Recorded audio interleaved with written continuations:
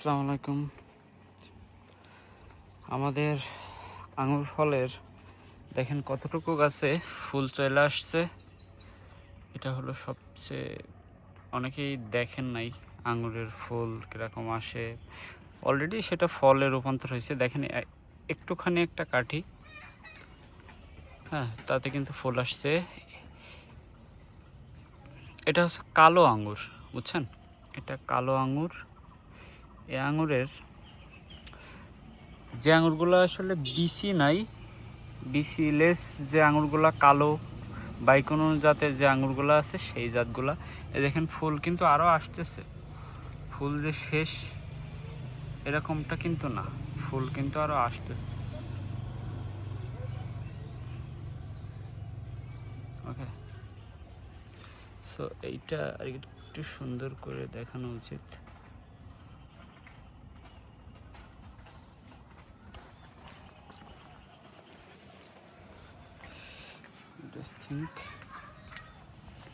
ইনশাল্লাহ এর থেকে পরবর্তীতে যে গাছগুলা হবে সে গাছগুলা কাটিং করে পুরো বাংলাদেশের সবাইকে দেওয়া যাবে। এটা ইন্ডিয়ান জাতের আঙুর, বুঝছেন?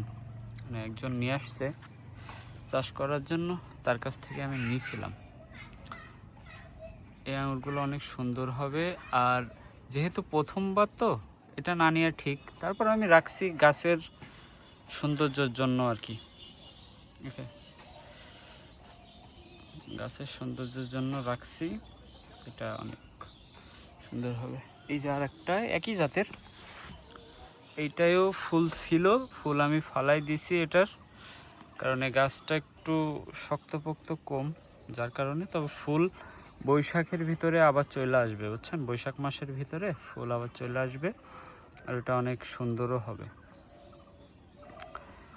এটা তো বলার কোনো অপেক্ষা রাখে না, বাট এই জিনিসটাই আপনাদেরকে বেশি বেশি দেখানো উচিত। সেটা হলো যে আঙুর গাছে কখনো, যারা আঙুর গাছ লাগান তারা কখনোই দেখেন আঙুরের মাটিতে গোবরের সার ব্যতীত অন্য কোনো সারই ইউজ করবেন না। করলে কিন্তু গাছের উপকারের থেকে ক্ষতিটাই বেশি হবে।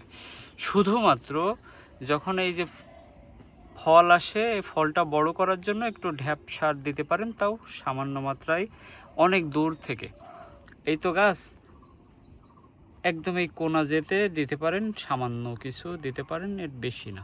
ওকে, সো ওর বেশি দিলে কিন্তু বিষয়টা ভালো হবে না, বুঝছেন? সো আর একটু সুন্দর মতো দেখেন, বাংলাদেশের মাটিতে সুন্দর মতো আঙুর হচ্ছে, এটা আমাদের গর্ব।